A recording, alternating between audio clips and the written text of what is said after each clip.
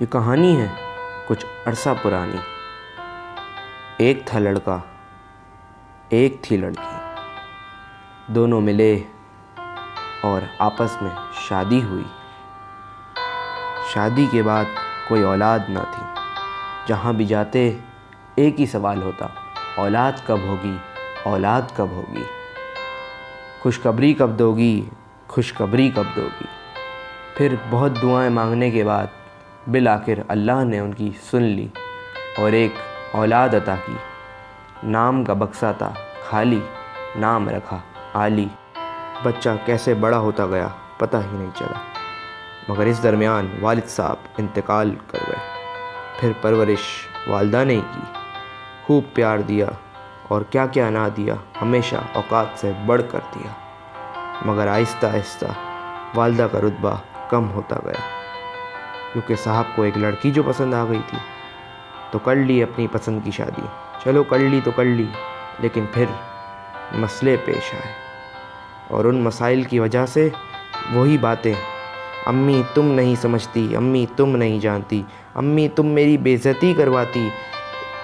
اور ایک دن تو ایک غلط میسج کی وجہ سے امی کی نیند خراب کر دی اور کہنے لگا کہ امی تم یہ واٹس ایپ کا میسج کیوں بھیجتی۔ ایک دن تو ساری حدیں پار کر دی، امی کے سامنے آواز بلند کر دی، لیکن امی نے شفقت سے ہاتھ پھیرا کہ کہیں اس بیٹے کا ہاتھ اٹھ جائے اور کہیں وہ اللہ کے دربار میں ذلیل و رسوا نہ ہو جائے۔ پھر ایک دن ایسا آیا کہ امی کو الگ گھر لے دیا، جس کا کرایہ ہمیشہ وقت پر بھرتا، اس ڈر سے کہ کہیں امی واپس نہ آ جائے۔ نہ کوئی کال آتی نہ یہاں سے جاتی۔ امی کال اس لیے نہ کرتی کیونکہ بیٹے کو ڈسٹرب کرنا نہ چاہتی، اور بس اس کی تصویر کو اپنے دل سے لگا کر روتی رہتی۔ بالآخر اسے ایک میسج آیا جو والداؤں کے دن کے اوپر تھا، اور اسے یاد آیا کہ اس کی بھی ایک ماں ہے۔ چلتے چلتے تحائف کی دکان جا پہنچا، تحائف لے کے دوڑتے دوڑتے امی کے گھر پہنچا۔ جیسے ہی پہنچا ایک پڑوسی ملا اور پڑوسی سے پتہ یہ چلا کہ امی کو دل کا دورہ پڑا ہے۔ جیسے ہی ہسپتال پہنچنا تھا، امی کا گزر جانا تھا، آخری دیدار بھی نہ ہو سکا، ڈیڈ باڈی وہاں سے لے جائی جا چکی تھی۔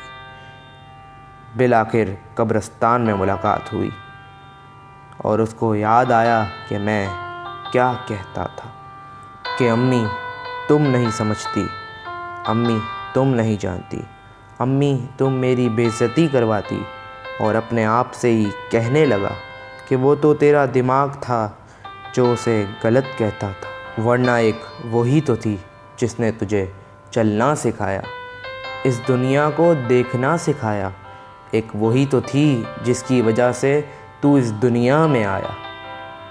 تحائف کو بھی وہیں دفن کرایا وہ، اس دن بہت رویا وہ، بہت رویا وہ۔ اگر ماں ہے تمہارے پاس تو یہ سمجھ لو کہ اس کے قدموں میں ہے کچھ خاص، تو کرنا بس یوں ہے کہ قدموں میں پڑنا ہے، اگر جنت کو حاصل کرنا ہے۔